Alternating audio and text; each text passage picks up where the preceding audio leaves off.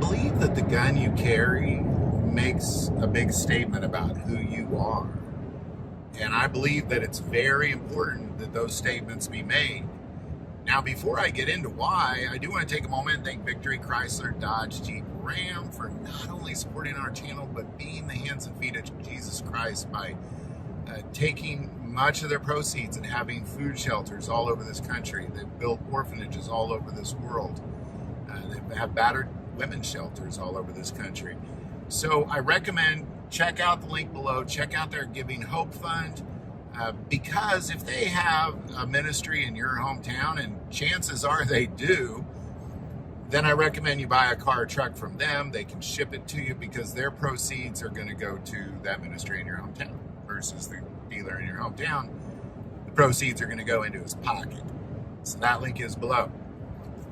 So what am I talking about here? Well, again, I strongly believe that the gun you carry says a major statement about you, and here's why. It is very true, and I'm sure most of you will agree, that when you go shopping for a gun, you're looking for dependability, accuracy, certain calibers. How big is it? How little is it? How concealable is it? We're all looking for those things. However, I also believe that there's a major aspect of our choice based off of what that gun looks like.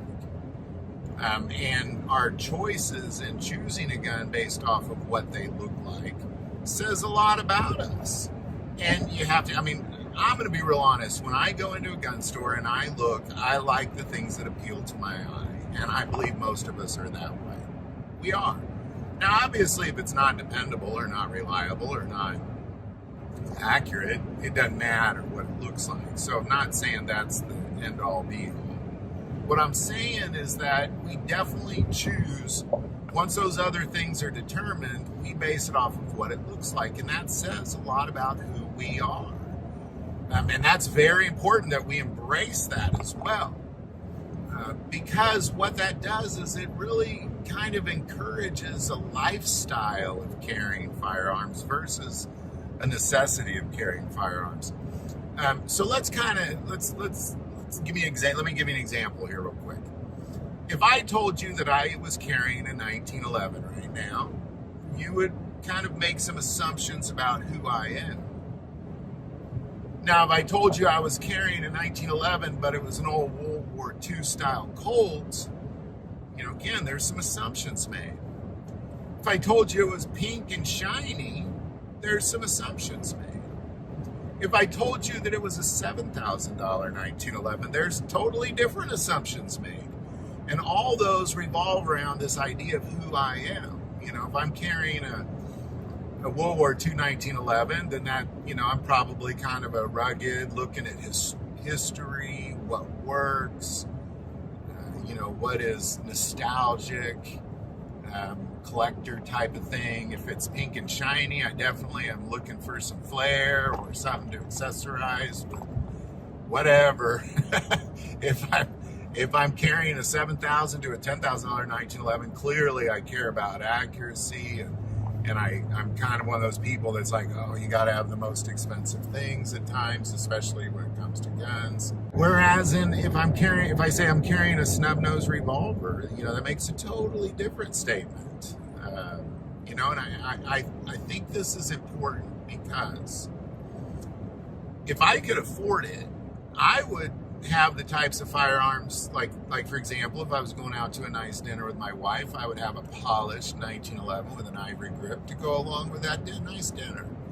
If I was going out into the wilderness, I'd probably have a revolver, and the caliber would be based off of where in this world I was. I'd mix it up as much as I could, because it says something about who you are, and we need to embrace that. We really need to be the types of people that embrace it. Embrace the fact that guns make a statement about who you are.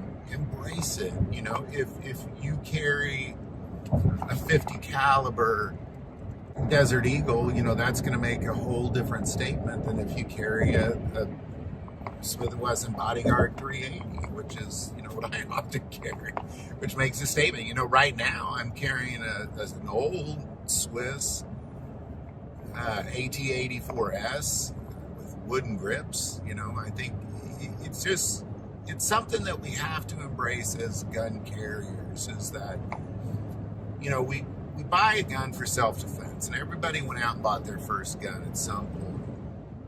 You went out and said, I'm going to get a revolver, or I'm going to get a 1911, or I'm going to get a Beretta, or you made a statement about what kind of gun you made. But I think it's important that we continue to practice that in firearm ownership, is this idea, you know, as you get older, make changes, make shifts about who you are as you move and travel to different parts of the country, make changes and shifts about who you are in that firearm you carry. I think it's important to do that, because I say that mostly because a majority of the concealed carriers I know own like one gun, and it's very practical. And oftentimes that first gun really does not make much of a statement.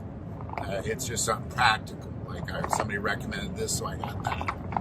Well, we have to, I mean, you don't have to. That'll definitely serve its purpose, don't get me wrong. But you should, you know, you want to really embrace gun ownership, you start to go beyond that, and you move beyond that sort of thing. And that's really that place where you become more of a gun collector. You start to see guns as tools, and they're, you know, like kind of like I said, going out to a nice dinner, I need a different tool than I need if I'm walking through, you know, the mountains of Alaska. Two totally different tools. Can you use the same tool for both things? Of course you can. But to really get into gun ownership, you got to go beyond that. So that's what this video is about, is begin to embrace the statements that guns make about you. I do want to take a moment and say that most people that watch this channel, they're not subscribers to the channel. Take a moment, hit that subscribe button. It greatly increases the algorithm and our ability to get these messages out. That link is below. But the most important part of this channel is we take prayer requests, so never hesitate to send that in. Thank you for watching this episode of God, Family, Guns. And as always, love God, love your family, love guns.